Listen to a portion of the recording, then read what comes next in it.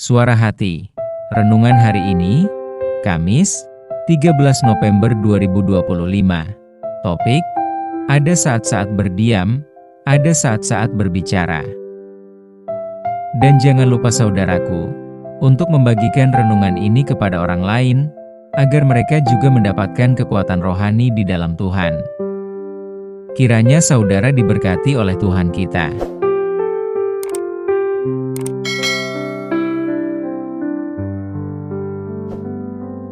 Nas renungan kita hari ini, Amsal 26 ayat 4 dan 5. Jangan menjawab orang bebal menurut kebodohannya, supaya jangan engkau sendiri menjadi sama dengan dia. Jawablah orang bebal menurut kebodohannya, supaya jangan ia menganggap dirinya bijak. Saudaraku, mungkin kita pernah terlibat dalam debat dengan seseorang yang susah diberi pengertian. Apapun yang kita sarankan selalu disanggah, dan terkadang disalahpahami, atau diputarbalikkan. Terkadang dapat menyulut emosi kita. Dengan melihat gambaran fenomena tadi, pasti kita akan berpikir bahwa ada saat-saat tertentu kita diperhadapkan dengan orang yang sulit menerima sebuah pengertian. Sesuai dengan nas hari ini, orang seperti itu disebut dengan orang bebal. Orang yang disebut dalam kitab Amsal, biasanya mereka adalah orang yang keras kepala, sulit diajar, sulit diberitahu. Mengapa demikian? Sebab mereka beranggapan bahwa hanya pemikiran, prinsip, ide, dan ucapannya lah yang benar dan patut didengar. Dan yang paling parah lagi, orang lawan bicaranya diminta untuk memahaminya. Orang-orang demikian kerap kali hanya memancing perdebatan yang tidak sehat dan tidak produktif. Secara psikologi tidak ada gunanya berdebat dengan mereka. Mengapa demikian? Karena tidak ada manfaatnya atau tidak membuahkan kebaikan. Itu sebabnya, penulis Amsal mengajarkan hikmat dalam berbicara dengan orang-orang tersebut, dan kita disarankan agar jangan menjawab orang bebal menurut kebodohannya, supaya jangan engkau sendiri menjadi sama dengan dia. Jawablah orang bebal menurut kebodohannya, supaya jangan ia menganggap dirinya bijak.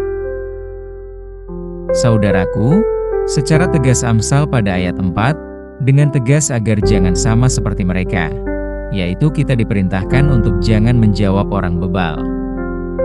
Tetapi pada ayat selanjutnya kita diperintahkan untuk menjawab orang bebal. Ayat 5. Mengapa demikian? Karena penulis Amsal sedang memberi pengajaran kepada kita untuk menanggapi yang dibicarakan dengan bijaksana, bukan menanggapi secara impulsif. Impulsif artinya perilaku seseorang yang dilakukan tanpa berpikir panjang atau tanpa mempertimbangkan konsekuensinya terlebih dahulu.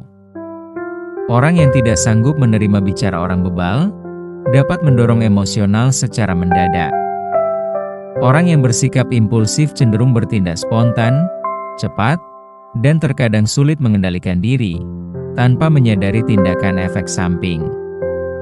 Itu makanya ayat selanjutnya, meminta agar kita bijaksana menghadapi orang yang dimaksud.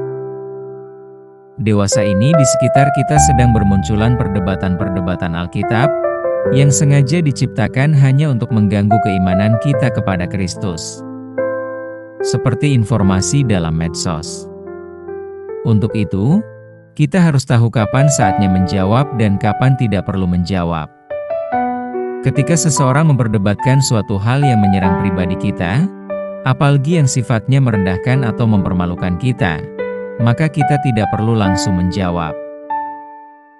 Menanggapi secara emosional pasti akan memperburuk keadaan dan dapat merusak citra kita sebagai orang percaya kepada Kristus. Bila kita berkeinginan masuk dalam perdebatan, maka persiapkan diri terlebih dahulu.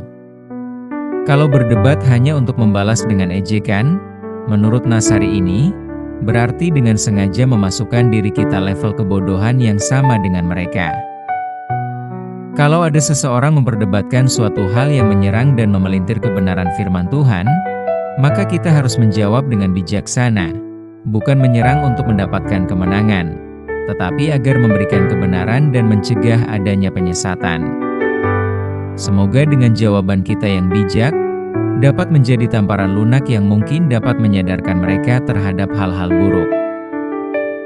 Semoga roh Tuhan membantu kita untuk menghindari atau memberi hikmat untuk memberi jawaban dengan bijaksana kepada mereka, agar kiranya jawaban kita dapat menjadi bahan pertimbangan dalam hatinya. Sehingga ada kemungkinan akan membuka mata rohaninya, mengenal kebenaran atas kebaikan Tuhan Yesus Kristus. Itulah yang dimaksud dengan ada saatnya ada waktu untuk diam, dan ada saatnya waktu untuk berbicara. Ada waktu di mana Dia menjaga kita dari kejatuhan, dan ada waktu di mana perkataan benar menegakkan kebenaran. Amin. Topik doa kita hari, yaitu kepada para apologet-apologet di medsos yang menerangkan kebenaran firman Tuhan. Semoga tetap diberi roh kebijaksanaan untuk menjawab, agar lebih banyak orang yang percaya kepada Kristus. Salam sejahtera saudaraku, Tuhan Yesus memberkati kita.